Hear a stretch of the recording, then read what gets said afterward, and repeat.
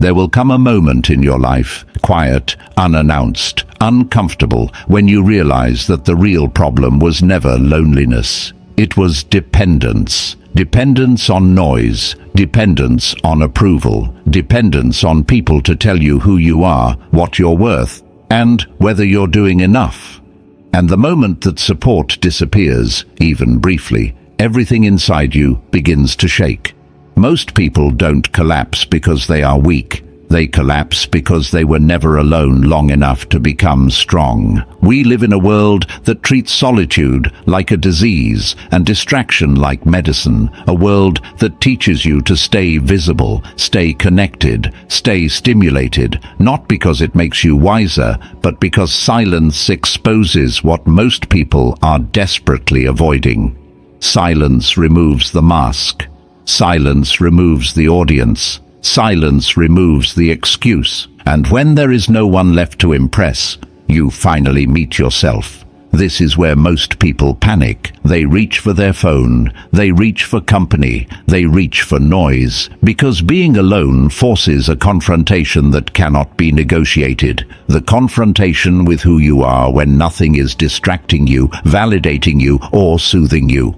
Solitude is not punishment, it is training. It is the environment where false confidence collapses, where borrowed beliefs lose their grip, where emotional dependence is exposed, and where the parts of you that cannot survive noise are finally given space to grow. Nothing meaningful is built in constant stimulation. No inner authority is forged in crowds. No self-mastery is developed while you are constantly being regulated from the outside. Staying alone is not about rejecting people. It is about reclaiming yourself. It is about withdrawing, not in bitterness, but in discipline, long enough to detox from validation, reset your nervous system, confront your shadow, rebuild your values, and construct an inner world that does not collapse the moment the world looks away. Because the most dangerous individual is not the loudest, not the most admired, not the most surrounded. It is the one who can stand calmly, clearly, and completely on their own. Stay alone until you no longer need to be. 1. The validation detox. At some point, and this moment is unavoidable, you have to confront a question that most people spend their entire lives avoiding. Who are you when no one is watching? Not when you are praised, not when you are supported, not when your effort is noticed, rewarded, or approved, but when there is no audience at all, when your actions echo into silence and return nothing back to you. This is where most people stop. They don't quit because the path is hard. They quit because the reward disappears. What drives them was never conviction. It was applause, validation, the subtle reassurance that someone, somewhere, is confirming their existence. And when that confirmation fades, their discipline collapses, their motivation evaporates, and their sense of self begins to tremble. This is not accidental. It is conditioning. From early on, you were trained to associate worth with response. Approval meant safety. Praise meant value. Being seen meant being real. Over time, this created a dangerous dependency, not on people themselves, but on their reactions. You learned to move when rewarded, to stop when ignored, and to doubt yourself the moment feedback disappeared. This is why solitude feels threatening, because solitude removes the mirror. When you are alone, there is no reflection telling you who you are supposed to be. No emotional reward for effort. No reassurance that you are on the right path. And in that absence, a quiet panic begins to surface. The urge to check, the urge to be seen, the urge to announce progress instead of making it. This urge is addiction. Epictetus warned that improvement requires being content with being thought foolish or irrelevant, because the moment you stop needing to be admired, you regain control over your direction. As long as approval is your fuel, your path is not yours. It bends with opinions. It sways with neglect. It collapses under criticism. A person addicted to validation lives in permanent tension. Praise inflates them, silence unsettles them, criticism wounds them far beyond reason. Their confidence is not rooted, it is rented, and anything rented can be taken away. Solitude begins the detox. When you stay alone long enough, something uncomfortable but necessary happens. You work and no one notices. You improve and no one congratulates you. You struggle and no one comforts you. At first, this feels empty, almost pointless. But what is actually happening is a rewiring. Your mind is learning to act without reward. Slowly, your sense of self stops reaching outward. You begin to act because it aligns with your standards, to continue because you respect your own word, to persist without needing proof that anyone cares. This is where real discipline is born, not loud, not performative, not dependent on motivation, but quiet, private, and stable. You stop explaining yourself. You stop announcing progress. You stop chasing recognition. And in that silence, self-respect replaces validation. A man who needs approval is easy to control. Guide him with praise. Punish him with neglect. But a man who has detoxed from validation becomes unpredictable in the best possible way. He cannot be bought with compliments or broken by criticism. His center is internal. This is why the journey begins here. Before solitude gives you clarity, before it gives you strength, before it gives you authority, it strips you of your addiction to being seen. Do the work quietly. Improve without witnesses. Let your discipline become private. Because when validation is no longer your fuel, nothing outside of you can dictate your direction. 2. The biological reset. What most people call anxiety, restlessness, or lack of focus is not a mystery of the soul. It is exhaustion of the nervous system. Your mind is not weak. It is overstimulated. It has been trained day after day to expect constant reward, constant novelty, constant stimulation until silence no longer feels peaceful. It feels threatening. This is not a character flaw, it is biology. Your brain is governed by dopamine, the chemical of pursuit, anticipation, and reward. It was never designed for endless scrolling, constant entertainment, or pleasure without effort. Dopamine was meant to rise when you worked, struggled, moved forward, and then fall back to baseline so calm could return. But modern life keeps it elevated permanently, and when the baseline rises, peace feels empty, simplicity feels boring, and stillness feels unbearable. This is why people cannot sit alone in a room without reaching for something, not because they are curious, but because their nervous system is starving for stimulation. Solitude interrupts this cycle, brutally at first. When you remove noise, screens, social feedback, and constant novelty, your brain reacts like an addict cut off from supply. Thoughts race. The body feels uneasy. Boredom feels heavy. You begin searching for escape, not because something is wrong, but because your nervous system is recalibrating. Most people mistake this discomfort for proof that solitude is unhealthy. In reality, it is proof that it is working. As the days pass, something subtle begins to happen. The dopamine baseline starts to drop. Silence becomes tolerable, then neutral, then calming. Simple things regain weight. Reading no longer feels dull. Walking becomes grounding. Thinking slows down.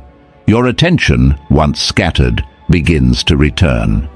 Seneca understood this long before neuroscience gave it a name. When he said that poverty is not having too little but craving more, he was pointing to this exact mechanism. Craving is not a desire, it is a dependency. And dependency is always a form of slavery. Solitude starves the craving. You stop feeding the need for constant pleasure, and in doing so, you regain sensitivity. Your mind no longer demands stimulation to feel alive. You become capable of calm without distraction, contentment without excess, focus without pressure. This is why serious disciplines, philosophers, monks, warriors, always included solitude, not for mysticism, for regulation. A calm nervous system is not softness, it is an advantage. A mind that does not require constant reward can endure discomfort, delay gratification, and choose long-term clarity over short-term relief. A man enslaved to pleasure is easy to distract. A man at peace with simplicity is difficult to control. This biological reset is the hidden foundation of self-mastery. Without it, discipline feels forced, focus feels fragile, silence feels threatening. But once the reset occurs, effort becomes natural. Stillness becomes safe. And peace stops feeling like deprivation. You are no longer chasing stimulation, you are grounded in yourself. And from that ground, true mastery begins. 3. Confronting the shadow. There is a reason silence unsettles you more than chaos, and it has nothing to do with boredom. Silence is feared because it removes distraction, and when distraction disappears, what rises is not peace, but truth. The thoughts you avoided, the impulses you buried, the emotions you learned to suppress to remain acceptable, all of them surface when there is nowhere left to run. In solitude, you are no longer protected by roles, routines, or reactions. You are left alone with the parts of yourself you never learned how to face. You cannot master what you refuse to acknowledge. Around others, it is easy to perform strength, confidence, morality, and calm. You learn early which traits are rewarded and which are punished, and slowly you split yourself in two, the self you show and the self you hide. What you hide does not disappear. It waits. It gathers energy. And when it is denied awareness, it expresses itself unconsciously at the worst possible moments. This is why people sabotage themselves when things begin to work, why they explode emotionally when composure is required, why they repeat patterns they swear they want to escape. The shadow always collects its debt. Carl Jung called this hidden territory the shadow, the rejected parts of your personality that you disowned, not because they were evil, but because they threatened the image you wanted to maintain. Fear, envy, resentment, aggression, the desire for control, the hunger for recognition, none of these vanish when ignored. They simply move underground. And from there, they pull the strings. Solitude is where this dynamic becomes visible. When you stay alone long enough without noise or validation, patterns begin to reveal themselves. You notice how much of your confidence is performative, how often your decisions are driven by fear rather than clarity, how quickly your morals bend when comfort is at risk. This realization is uncomfortable, but it is also liberating, because what is conscious can be directed. Most people turn back here. They re-enter noise, they distract themselves, they label introspection as overthinking. Not because they found peace, but because the confrontation was destabilizing. Yet the shadow does not disappear when avoided.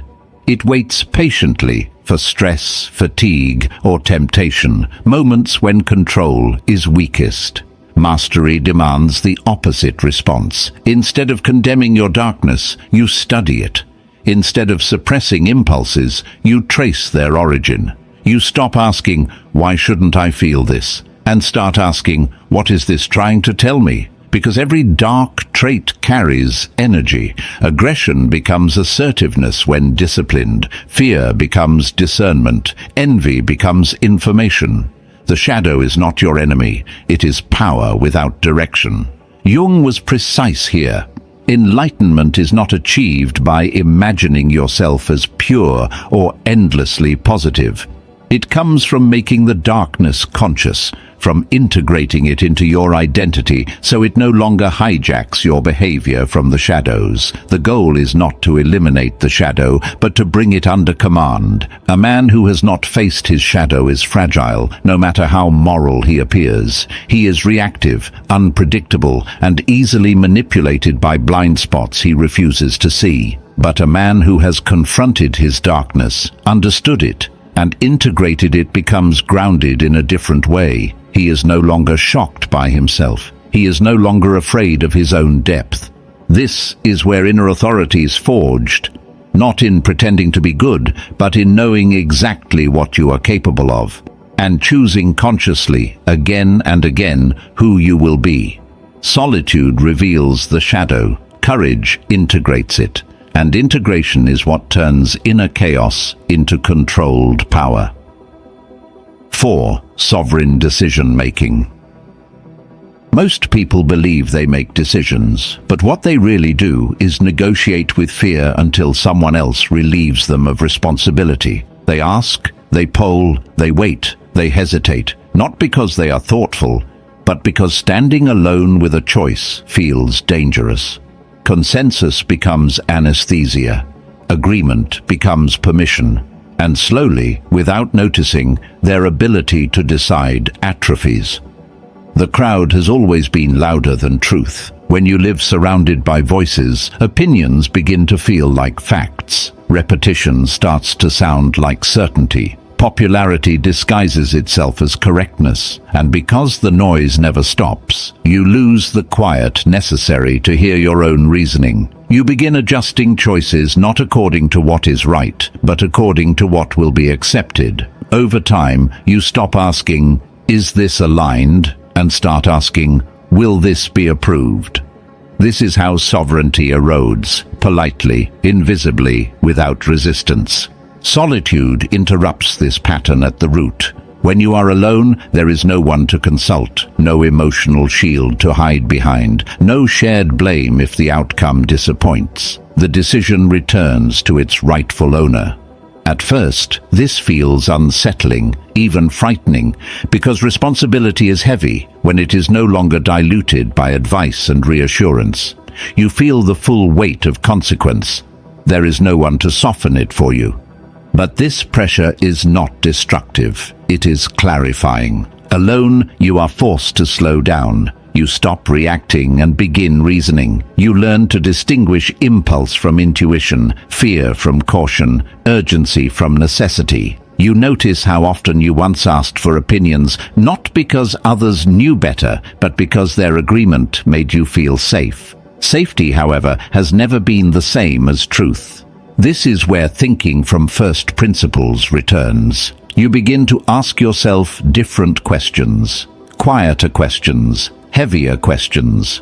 What do I know to be true, even if no one agrees? What choice can I live with if it fails? What decision reflects my values, not my anxiety? These questions don't offer immediate comfort, but they offer clarity. And clarity is more durable than reassurance. Friedrich Nietzsche understood this cost when he wrote about the individual's struggle against the tribe. The tribe offers belonging, certainty, and protection, but only if you agree not to think too far beyond its boundaries. It will celebrate you when you conform, and isolate you when you don't. If you insist on owning your decisions, loneliness is not a punishment. It is the toll. In solitude, something subtle but decisive happens. Your internal compass strengthens. You stop measuring choices by applause and start measuring them by alignment. Decisions cease to be performances and become commitments. You act not because you are guaranteed success, but because you are clear about direction. You accept uncertainty without outsourcing courage. This is sovereign decision-making. It does not mean you are always right. It means you are accountable. When a choice fails, you study it instead of deflecting blame. When it succeeds, the confidence that follows is grounded because it was earned through self-trust, not borrowed reassurance. You learn faster because you own the outcome. You mature quicker because you don't hide from consequence. A person who cannot decide alone will never be free in company. They will bend to pressure, delay under scrutiny, and wait for permission disguised as advice. Their life will be shaped by the loudest voice in the room. But a person who has learned to sit with uncertainty, to choose without consensus, and to stand by their reasoning even when misunderstood, becomes internally ungovernable.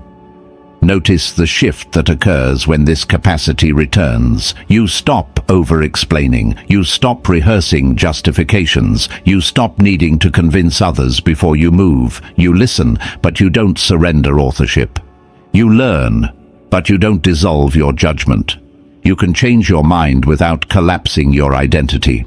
Solitude trains this muscle daily. Every quiet hour where you decide what to do with your time without external prompts, every difficult choice you make without announcing it, every moment you resist the urge to ask for permission, these are repetitions. Over time, decisiveness becomes natural, not rushed, not aggressive, calm, precise, unapologetic. This is not arrogance, it is ownership. When you reclaim the ability to decide from within, life stops feeling reactive. You no longer drift between options shaped by pressure and fear. You move with intent, and intent compounds. Paths clarify. Energy consolidates. You stop wasting strength negotiating with opinions that were never yours to begin with. Solitude is not isolation here. It is the forge of authority. And once authority is internal, the world loses its power to pull you in 100 conflicting directions. You may still listen, you may still consider, but you decide. And that single fact changes everything. 5. Emotional autonomy. Most people believe they are emotionally mature simply because they have learned how to manage appearances, how to stay calm in public, how to smile when expected, how to suppress reactions long enough to seem composed. But emotional autonomy has nothing to do with looking stable. It has everything to do with not needing another person to regulate what is happening inside you. And this is where most adults quietly fail. They depend on others to soothe their anxiety, to validate their pain, to stabilize their moods, to reassure them that everything is okay. When they feel unsettled, they reach outward. When they feel hurt, they wait to be comforted. When they feel empty, they expect connection to fill the gap. And when no one shows up, when the text doesn't come, when the support fades, when attention is withdrawn, their inner world collapses into resentment, confusion, or panic. This is not intimacy, this is emotional dependency. A child needs another nervous system to calm them. That is natural, that is survival. But an adult who never learned to self-regulate remains psychologically unfinished. They may function well when supported, but crumble when alone. They may feel strong in connection, but fragile in silence. Their emotional stability is conditional, dependent on others behaving correctly. Solitude exposes this dependency without mercy. When you are alone, there is no external regulator, no one to distract you from discomfort, no one to absorb your emotional overflow. Whatever arises, anxiety, sadness, anger, emptiness, must be faced directly. At first, this feels overwhelming, almost unfair, because the mind has been trained to expect relief from the outside. But this discomfort is not harm, it is training. In solitude, you begin to discover something essential. Emotions are not emergencies. They rise, they intensify, and they fall, even when you do nothing to fix them. You learn that anxiety does not require escape. Sadness does not require saving. And anger does not require expression. You can sit with feeling without becoming it. You can experience emotion without surrendering control. This is the moment where power quietly returns. Aristotle understood this when he said that happiness belongs to the self-sufficient, not because others are unimportant, but because dependence makes peace fragile. If your inner balance requires someone else to stay, respond. approve, or reassure, then your peace is never truly yours. Solitude retrains your emotional system. You learn how to calm yourself without numbing, how to process pain without broadcasting it, how to feel deeply without leaking energy through complaint. And something profound happens when you stop expecting others to fix what is happening inside you. Your relationships change. You stop clinging. You stop demanding emotional labor. You stop using closeness as anesthesia. Connection becomes lighter, cleaner, voluntary. You choose people instead of needing them.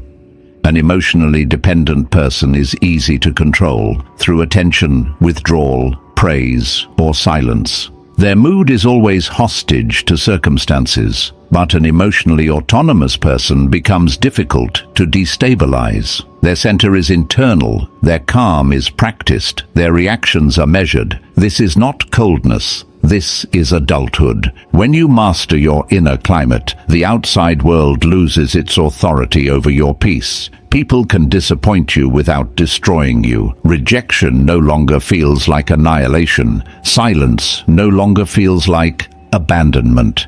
You remain grounded, not because life is gentle, but because you are no longer fragile.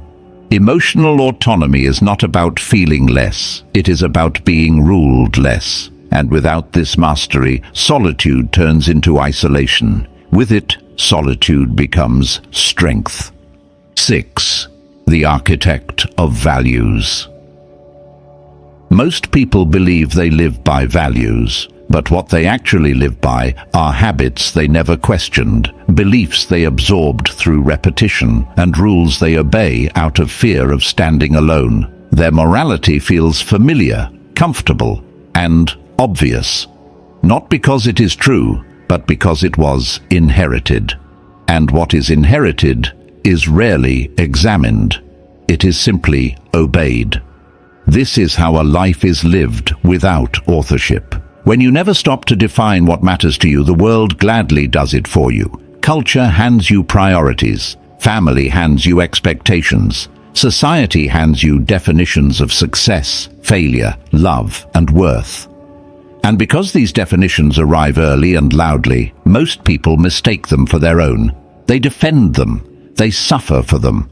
They feel guilty when they violate them, even though they never consciously agreed to them.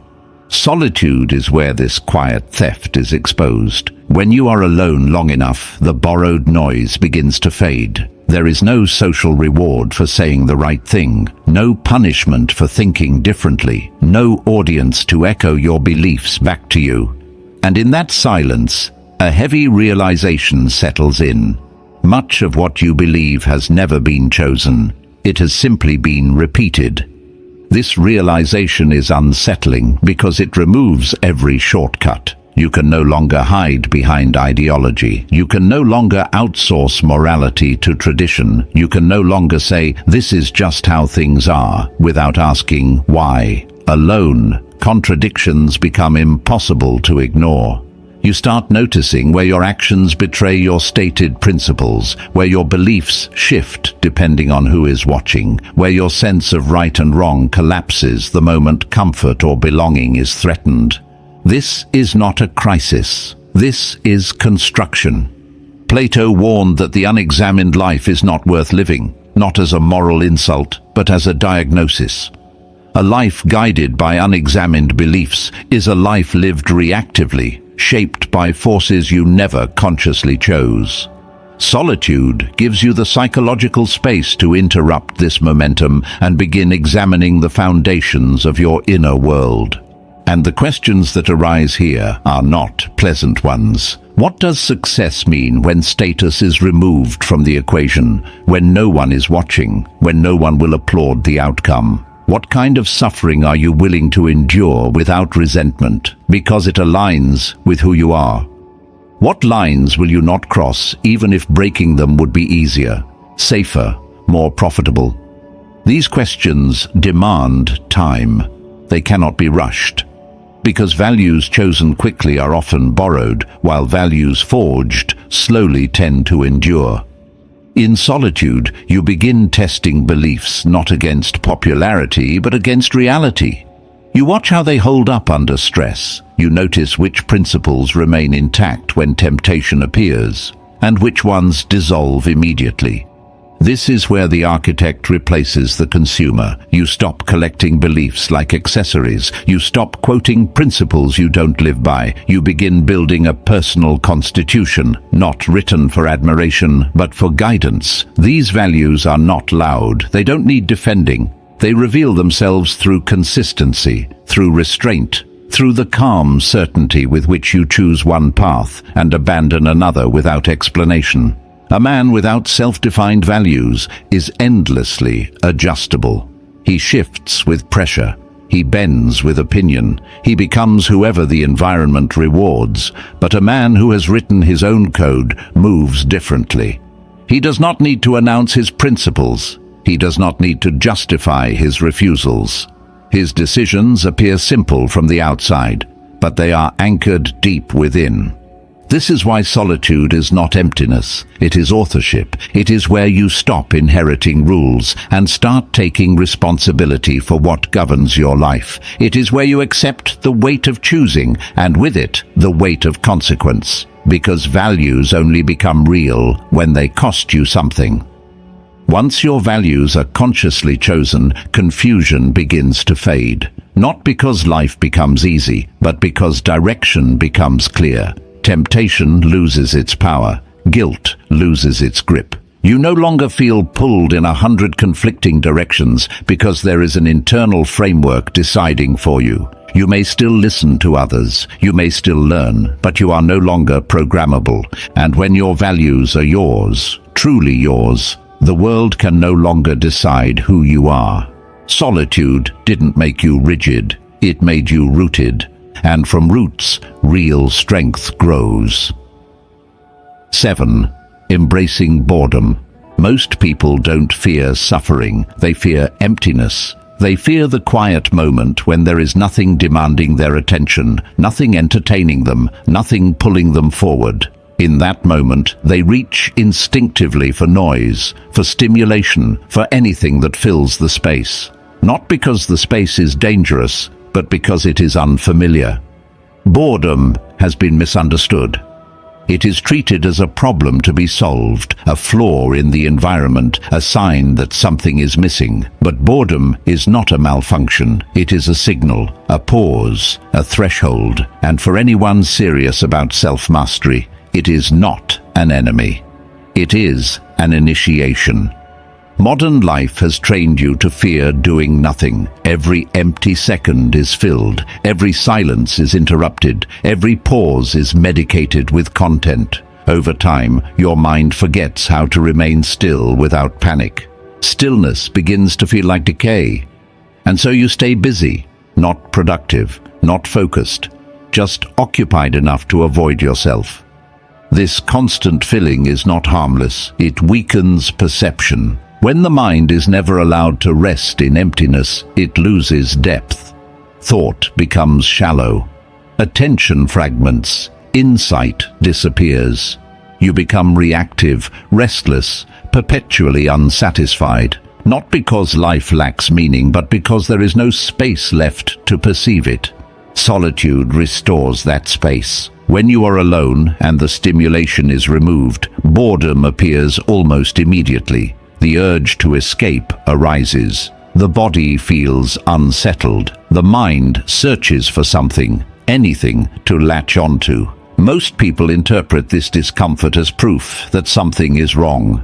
In truth, something essential is beginning. If you stay, if you do not escape, boredom changes character. At first, it is noisy. Then it becomes quiet. Then it becomes fertile. This is the moment most people never reach. Blaise Pascal observed that many of humanity's problems stem from the inability to sit quietly alone in a room. He wasn't talking about laziness. He was pointing to a deeper incapacity, the inability to face unstructured awareness without fleeing. Because when the noise stops, the mind is forced to encounter itself without filters. In boredom, the false urgency dissolves. You stop reacting to every impulse. You stop chasing novelty for its own sake. Your nervous system slows down, and as it does, perception sharpens. Ideas surface that were drowned out by noise. Questions you avoided begin to form. Patterns become visible. The mind starts connecting dots, not because it is stimulated, but because it is finally unoccupied. This is where insight lives, not in frenzy, not in constant motion, but in the quiet space boredom creates. Creativity, clarity, and deep understanding are not produced by stimulation. They emerge from stillness. Boredom is the doorway through which the deeper layers of the mind speak. When you interrupt it too quickly, you silence that voice. When you stay with it, patiently, it begins to reveal what distraction was hiding. There is another layer to boredom that matters even more. Boredom teaches restraint. When you stop filling every silence, you begin to notice how often you act not out of intention, but out of discomfort. You speak to avoid awkwardness. You scroll to avoid thinking. You consume to avoid feeling.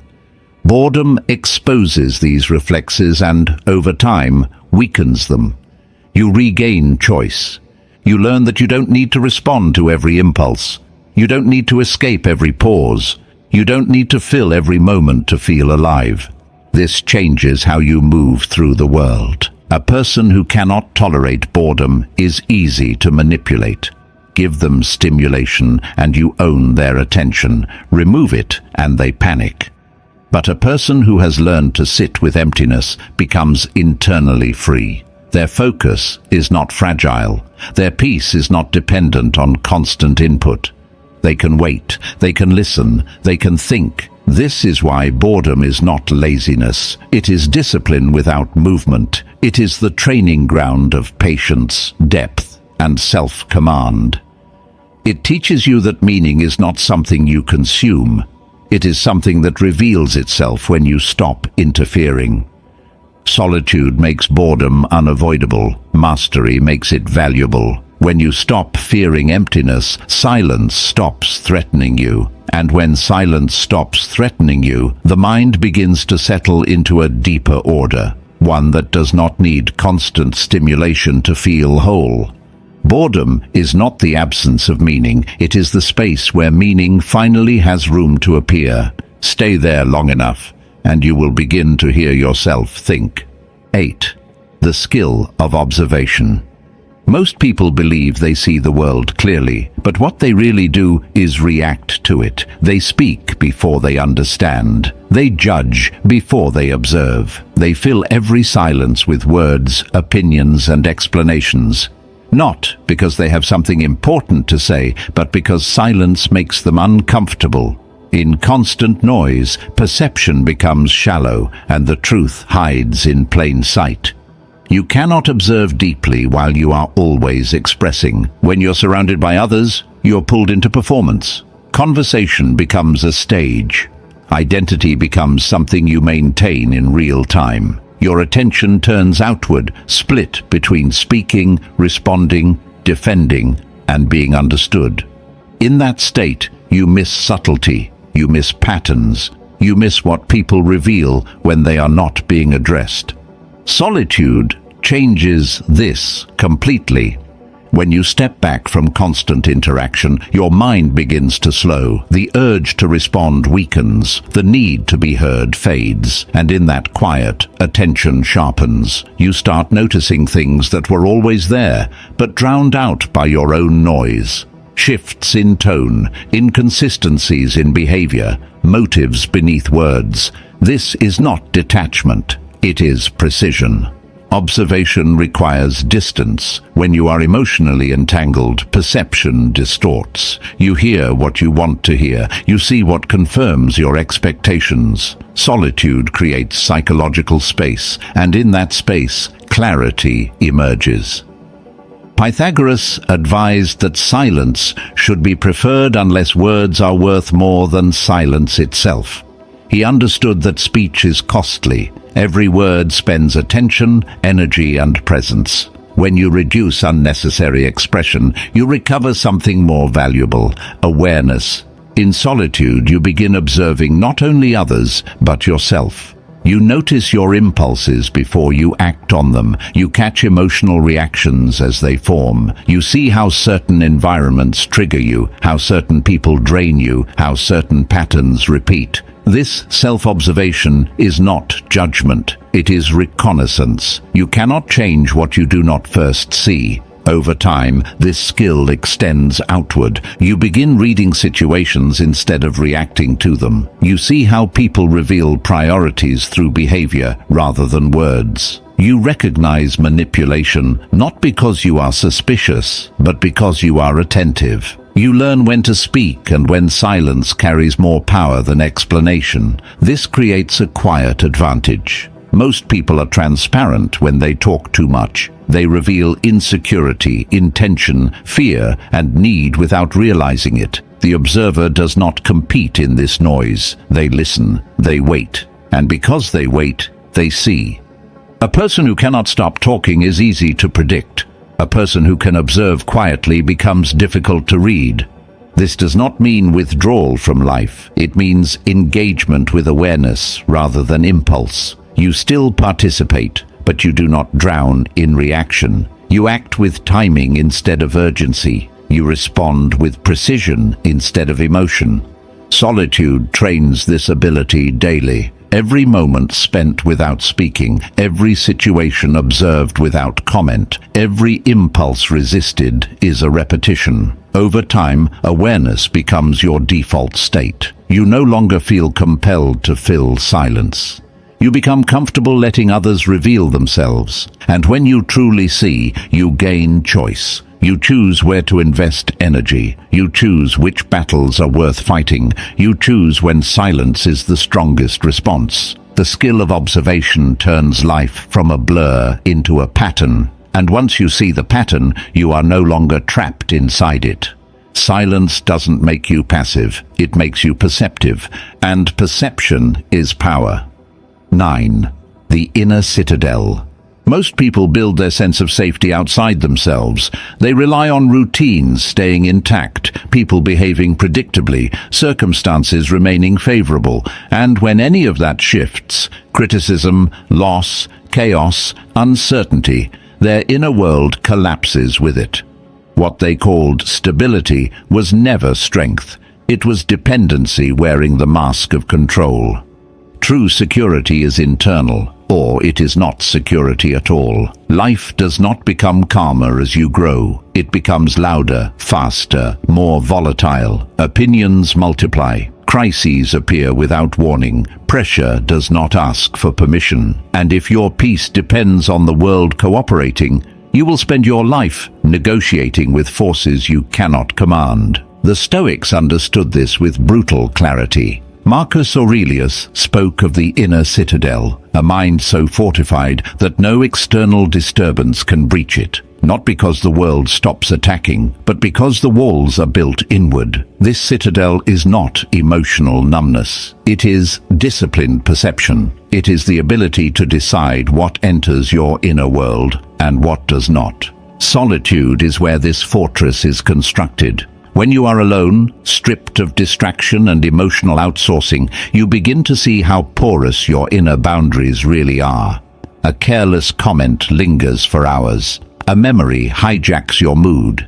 A future fear drains your energy before it even exists. You realize that the enemy is not outside. It is the lack of internal structure. The inner citadel is built one decision at a time. It begins with attention. You learn to notice which thoughts deserve engagement and which are simply noise. Not every impulse needs action. Not every feeling needs expression. Not every opinion needs residence. In solitude, you practice this daily, allowing thoughts to pass without granting them authority. Then comes restraint. You stop feeding resentment with rumination. You stop rehearsing arguments that never happen. You stop reliving injuries that cannot be changed. This is not denial. It is command. You are no longer at the mercy of every mental intrusion. Gradually, emotional storms lose their force. Anger still arises, but it does not govern. Fear still appears, but it does not dictate. Sadness still visits, but it does not settle in. This is the citadel at work. Its walls are built from clarity, not avoidance, from discipline, not suppression, from acceptance of what you cannot control, and ruthless focus on what you can. The mind becomes a place of refuge rather than a battlefield. Most people never build this. They leave the gates open. Every insult enters. Every crisis occupies the throne. Every opinion takes residence. Their inner world becomes crowded, noisy, unstable, and they wonder why they feel exhausted. A city without walls cannot know peace. Solitude teaches you where to build them. You begin asking sharper questions. Is this thought useful? Is this emotion instructive? Is this concern within my control? If not, it is acknowledged and released. Not resisted, not indulged, released. This practice compounds. Over time, the space between stimulus and response widens. You are no longer dragged by reaction. You choose when to engage and when to withdraw. External chaos continues, but it no longer dictates your internal order. This is not detachment from life, it is sovereignty within it. A person with an inner citadel does not need perfect conditions to remain steady. They carry their center with them. They can enter conflict without losing composure. They can endure loss without collapsing. They can face uncertainty without panic. This is why the Stoics were calm, not because life was gentle, but because their minds were fortified. The world will test you, it always does. Without an inner citadel, every test becomes a wound. With it, every test becomes proof of strength. Build your fortress quietly, reinforce it daily, guard what enters. Because when your mind becomes a place of refuge, nothing outside of it can ever make you homeless again. 10. Independence is freedom. Most people speak about freedom as if it were an idea, a feeling, or a state of mind. But freedom is not abstract. It is structural. You are not free because you think independently. You are free because you can survive independently. And wherever survival depends on others, obedience quietly follows. This is the part of philosophy that makes people uncomfortable. They enjoy ideas about inner peace, detachment, and self-mastery, but they avoid the practical truth beneath them. If you are materially, emotionally, or functionally dependent, your principles will eventually bend. Not because you are weak, but because hunger rewrites values, fear negotiates morals, need compromises integrity. Solitude exposes this illusion brutally. When you are alone long enough, stripped of distraction and reassurance, a hard realization emerges. Much of what you tolerate, accept, or pretend not to see is not chosen. It is endured out of dependence. You stay quiet because you need approval. You comply because you need income. You remain in environments that drain you because leaving feels dangerous. This is not freedom. This is managed captivity. True independence begins when you stop confusing philosophy with capacity. Self-mastery is meaningless if your survival depends on circumstances you cannot control, if your peace collapses the moment resources are threatened, if your courage evaporates when comfort is at risk. Solitude forces this reckoning because there is no one else to lean on, no system to hide behind, no one to blame for what you lack. And this is where responsibility returns. You begin to see independence not as isolation, but as preparation, as the deliberate building of skills, resilience, and self-reliance so that your choices are not made under pressure. You stop asking, "What can I afford to believe?" and start asking, "What must I become so that belief is no longer expensive?" This shift changes everything. You start valuing competence over image, capability over comfort, skills over status. You begin to understand that real power is quiet and unannounced. It lives in knowing you can endure discomfort without collapsing, adapt without begging, and walk away without panic. Lao Tzu captured this truth simply when he said that mastering others may make you powerful, but mastering yourself makes you formidable. Self-mastery here does not mean emotional control alone. It means logistical freedom. The ability to say no without fear. The capacity to stand firm without needing rescue.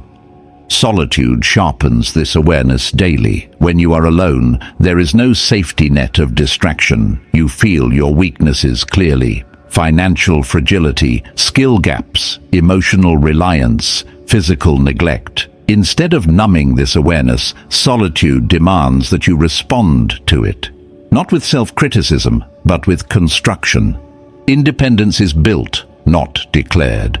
You build it by acquiring skills that make you useful beyond approval, by learning how to sustain yourself mentally when motivation fades, by training your body to endure stress, by reducing unnecessary desires so fewer things can control you, by simplifying your life until survival no longer requires constant negotiation. This is not minimalism as aesthetics. This is minimalism as leverage. The fewer things you need to function, the fewer chains can bind you.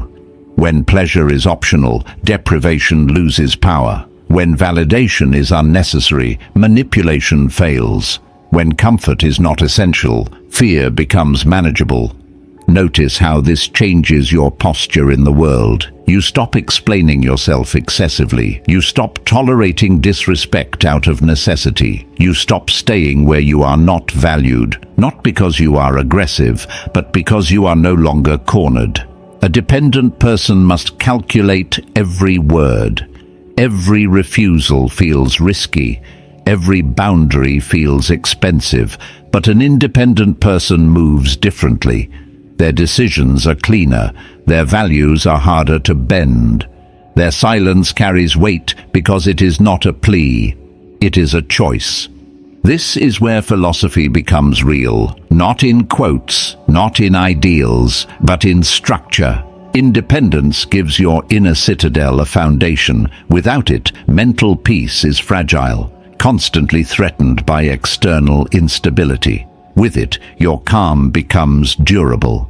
You can lose without breaking. You can wait without panicking. You can walk away without self-betrayal. Solitude is where this commitment is made, not to withdraw forever, but to build quietly until freedom is no longer a theory. Until your life is arranged in a way that allows you to live by your principles without apology. Because the ultimate test of self-mastery is simple. Can you survive without surrendering yourself?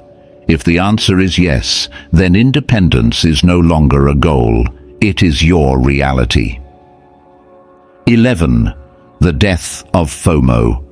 Most people believe their fear is about missing opportunities, but if you look closely, you'll see that what they truly fear is something far simpler. Being absent, not being invited, not being included, not being visible. FOMO is not about events or experiences. It is about identity insecurity. It is the quiet panic that if you are not everywhere, you might become no one. This fear keeps people scattered. They say yes when they should say no. They stay connected when they should step back. They consume information endlessly, afraid that something essential is happening without them. And in trying to be everywhere, they slowly disappear from their own lives. Solitude exposes this fear immediately.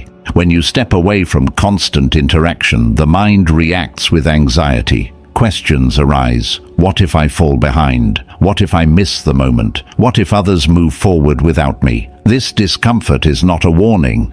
It is withdrawal. You are separating from a habit of external relevance that has quietly replaced internal direction. FOMO thrives in noise. The more you see, the more you compare. The more you compare, the more you feel lacking. The more you feel lacking, the harder you chase.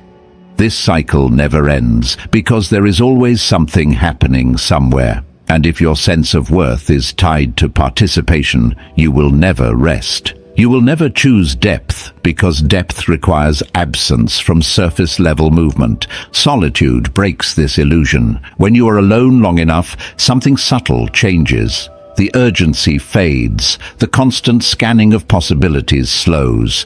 You begin to realize that most of what you feared missing was never essential to begin with. It was distraction disguised as opportunity. Movement disguised as progress. Seneca captured this perfectly when he warned that to be everywhere is to be nowhere. Not because movement is wrong, but because scattered attention dissolves meaning. When your energy is divided endlessly, nothing receives enough presence to grow. In solitude, you reclaim selectivity. You stop chasing every signal. You stop reacting to every invitation. You begin asking a more dangerous question. Does this actually matter? Not to your image, not to your status, but to your life. This question changes your trajectory. You begin choosing absence deliberately. You miss conversations without guilt. You skip trends without anxiety. You allow moments to pass without participation. And instead of shrinking, your inner world expands. Focus returns. Direction sharpens. You stop living horizontally, spread thin across many things, and start living vertically, deeply invested in fewer, meaningful pursuits. This is the death of FOMO. Not forced, not dramatic, quiet and decisive. You realize that missing distractions is not loss, it is gain. That silence is not emptiness, it is capacity. That depth is impossible without sacrifice, and the first sacrifice is constant availability. A person ruled by FOMO is easy to manipulate. Keep them busy, informed, invited, stimulated, and they will never question direction. But a person who has learned to miss out intentionally becomes internally free. Their time is protected, their energy is guarded, their attention is no longer for sale. Notice how your posture changes when FOMO dies. You stop explaining why you are unavailable. You stop justifying your absence. You stop apologizing for choosing yourself. You are no longer afraid of being left behind because you are finally moving towards something instead of reacting to everything. You are not slower. You are more precise. You are not disconnected. You are focused. Solitude teaches this discipline naturally. When there is no constant stream to keep up with, the mind relearns patience. It learns that life is not happening elsewhere. It is happening here, in whatever you choose to give your attention to fully. You don't need to be everywhere. You need to be somewhere on purpose. And when you understand this, the fear of missing out loses its grip. You no longer chase moments. You build a life. The world will keep moving loudly. Let it. You have learned something far more powerful than presence everywhere. Presence where it matters. 12. Learning to suffer in silence. Most people believe suffering becomes lighter when it is shared, but what they rarely notice is how quickly sharing turns into leaking. Complaints drain energy. Repeated explanations weaken resolve. Broadcasting pain turns endurance into performance. And slowly, without realizing it, the hardship itself becomes secondary to the attention it generates. This is not healing, it is dispersion. There is a difference between seeking wisdom and seeking relief, between asking for guidance and asking to be rescued. The modern reflex is to externalize discomfort immediately, to narrate it, post it, explain it, justify it, as if pain becomes unbearable the moment it is private. But what actually happens is more subtle and more damaging. Suffering loses its transformative power when it is constantly released outward. Solitude teaches a harder discipline. When you suffer alone, there is no audience to soothe you, no reaction to soften the weight, no validation to convert pain into identity. The discomfort remains fully yours, and because it cannot escape through complaint, it begins to do its work. This is where resilience is forged. Suffering endured quietly forces adaptation. It sharpens perception. It strengthens internal dialogue. You begin to ask not, "Why is this happening to me?" but "What does this require from me?" The focus shifts from protest to response, from drama to discipline. Marcus Aurelius was uncompromising on this point. He did not romanticize pain, nor did he deny it. He simply insisted on clarity. If something is endurable, then endure it, without complaint, without self-pity, without unnecessary narration. Not because silence makes pain disappear, but because resistance wastes energy that endurance requires. Complaining feels relieving in the moment, but it weakens you over time. Each time you rehearse suffering aloud, you reinforce it mentally. Each time you retell the story, you relive it. Each time you seek sympathy, you train your nervous system to associate pain with attention rather than growth. Over time, hardship becomes something you need to express instead of something you learn to carry. Silence breaks this loop. When you suffer without an audience, you discover something most people never do. Pain does not expand when it is not fed. It peaks, it settles, it transforms. You become intimate with discomfort instead of terrified of it. You learn its limits. You learn your own. This does not mean isolation from help or wisdom.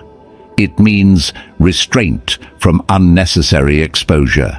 There is strength in knowing when to speak, and even greater strength in knowing when not to. Some battles are weakened by commentary. Some wounds heal faster when untouched. Some burdens are meant to be carried privately, not because they are shameful, but because they are formative. A person who suffers loudly often remains fragile. A person who suffers quietly becomes dense. Their pain does not disappear. It consolidates. It becomes endurance. It becomes perspective. It becomes a silent confidence that does not need recognition to exist. They stop needing the world to acknowledge their struggle in order to continue. This changes how you move. You stop dramatizing obstacles. You stop rehearsing worst-case scenarios aloud. You stop turning hardship into identity. Instead, you develop a private toughness, the kind that does not announce itself, does not seek validation, and does not collapse under pressure.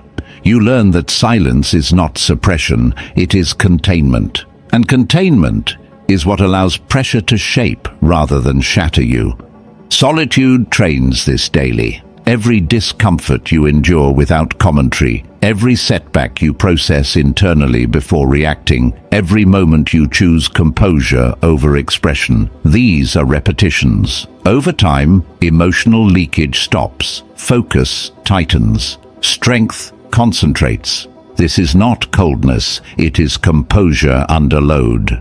The world will not always be fair. Pain will not always be optional, but suffering does not have to make you loud to make you strong. Learn to endure without spectacle. Learn to carry without complaint. Learn to suffer and remain sovereign. Because the most unbreakable spirit is not the one that feels nothing. It is the one that feels deeply and still moves forward in silence. 13. Stripping the persona.